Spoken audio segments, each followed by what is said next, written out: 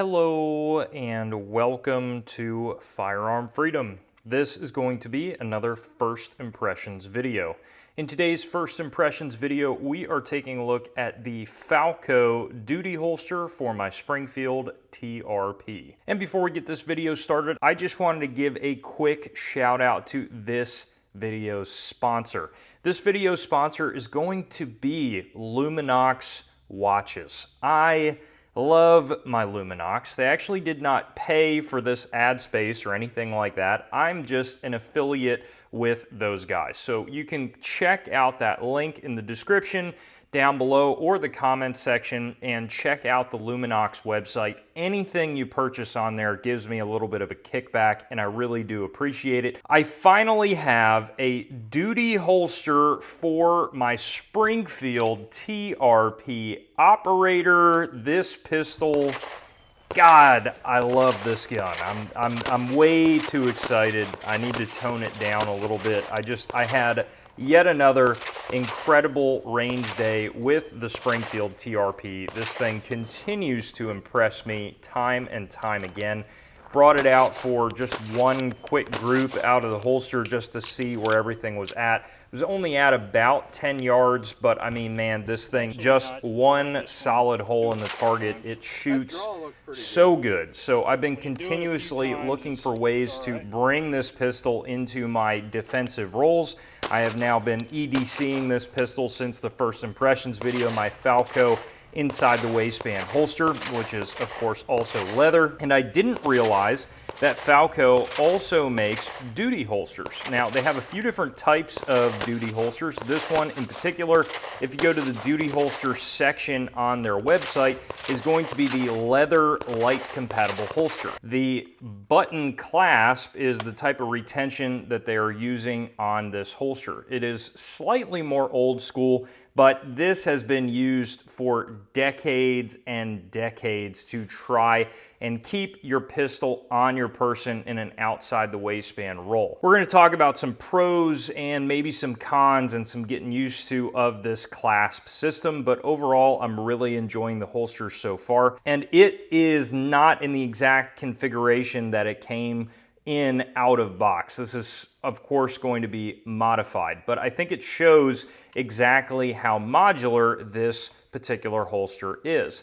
Now, out of box, it's going to come with a very similar Safariland UBL type mid-ride setup. It's not marked Safariland, and these holsters are coming out of Slovakia, so I don't know if that is a slightly different type of thing that's Safariland, but kind of not.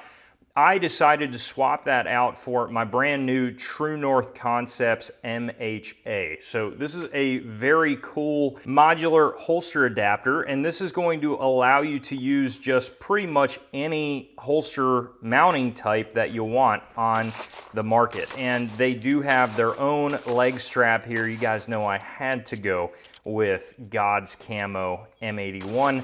And I have my actual Falco holster mounted in a QLS fork system. The back of this holster has your standard 3-bolt Safariland pattern. So although it looks a little interesting seeing freaking leather on a Safariland QLS fork, it's actually working really well. You can get a better look here at the MHA. Now, I have just this random Civivi belt attachment here, and it's very similar to like the Blade Tech. It's kind of like a knockoff of the Blade Tech, but this is working really good. I don't have any issues with it so far.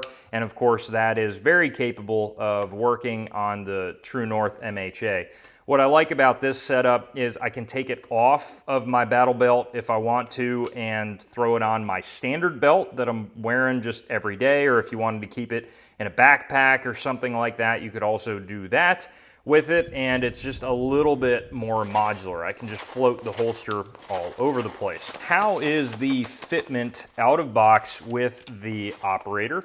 Of course, typical to most other Falco leather holsters, the fitment is superb. It is excellent. I did not have to break the holster in or anything like that. And once again, I commend Falco for making such a complicated leather holster for this pistol. There are not many duty holsters out there. In fact, I think the only duty holster that's readily available is the Safariland. There's a few others out there here or there, but for the most part you're going to see Safariland, and that's about it. The clasp is going to go over the rear portion of the slide here where your firing pin channel is. So you're going to have your hammer cocked back and in the proper position, and that allows you to get that into the proper locked position. Now, I don't know if you guys just caught what happened there, but this is my first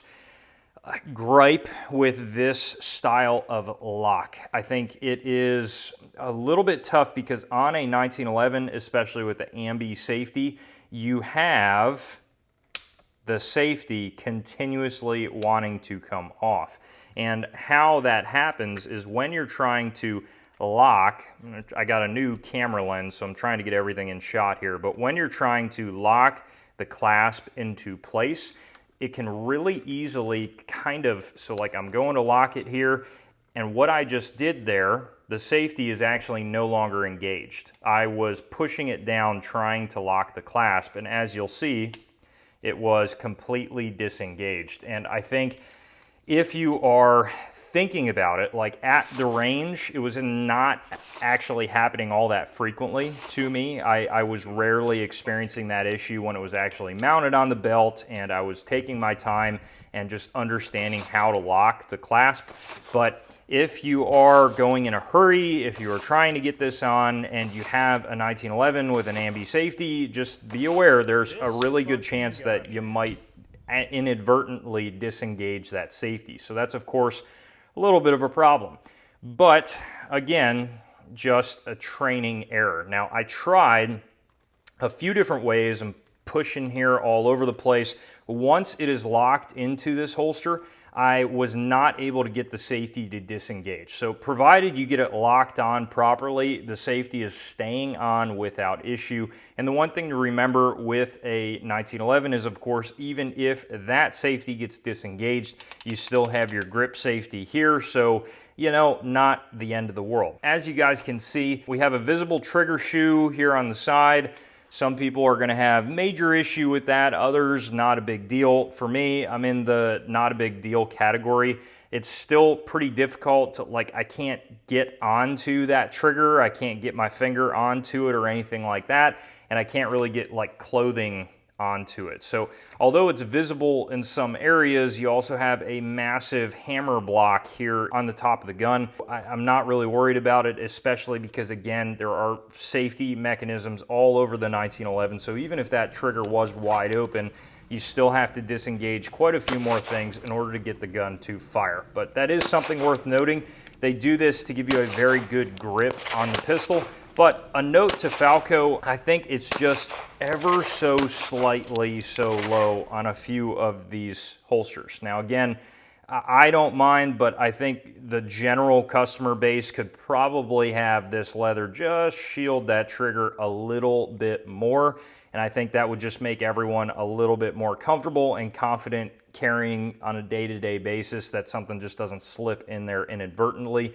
Or especially in this case with a duty holster, that is somebody is not struggling for the pistol and is able to reach their finger into that slot on the side. Now, I have noticed with their duty holster, again, this is going to keep it secure, but it's not like the highest level of retention you're ever going to get. Obviously, if you really wrench it and try, even then, I can't even get it to really go. So that's about as far as I can get it here. And you can see I got a live trigger. I can get to the safety. I can access this pistol and I can fire one round, but I can't draw it out of the holster. So again, that's just something to be aware of here.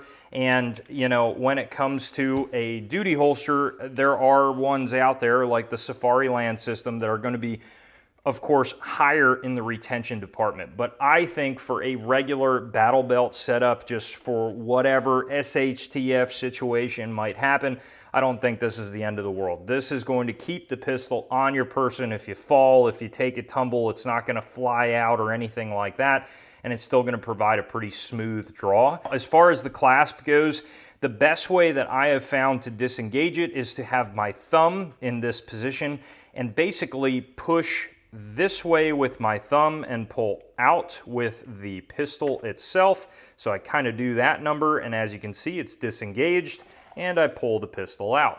The one nice thing about where this is placed is once I'm in that position, my thumb is perfectly on that safety in order for me to take it off and disengage it and fire. And I think that is a really intuitive feature once you start running it at the range. You do have a bar here on the bottom of the holster to block the light from coming through, which is nice. And that's gonna work out as the holster breaks in. It's not gonna get too loose and slip on through.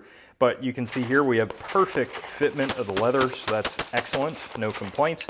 And overall, drawing from the holster, once you get everything understood as far as how to draw, these are all things that get easier and easier at the range. And I'll be honest with you guys, first go right out of the gate with getting this holster out of the bag, I was a little frustrated because I was trying to understand how to use the clasp. This is the very first time I've ever tried to use a button retention system like this, and I was getting it caught up left and right, and it just wasn't working for me at all. And then I took it to the range, took more time with it. And the one thing with any type of retention holster, you have to be much more deliberate with your draw. You have to understand what you're doing and be a lot more conscious of that draw.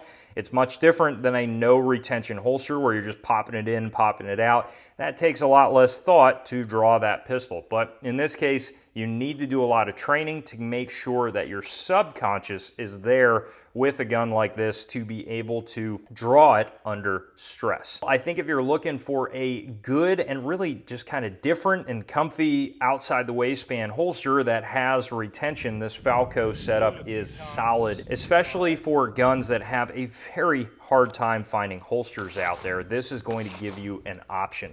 The one thing about Falco that I've seen, first of all, they're incredible people over there. Some of the nicest that I've worked with in this industry, which is excellent. They're always interested in taking feedback, which again is great. But the other thing is that they make probably the widest selection of holster gun combos that I have ever seen. So if you have something that you've had a bear of a time finding holsters for, like I have with this TRP, you might find it in Falco. And I should also mention, they didn't pay me for this review or anything like that. They just sent me the holster and let me check it out. And that's the only relationship that we have.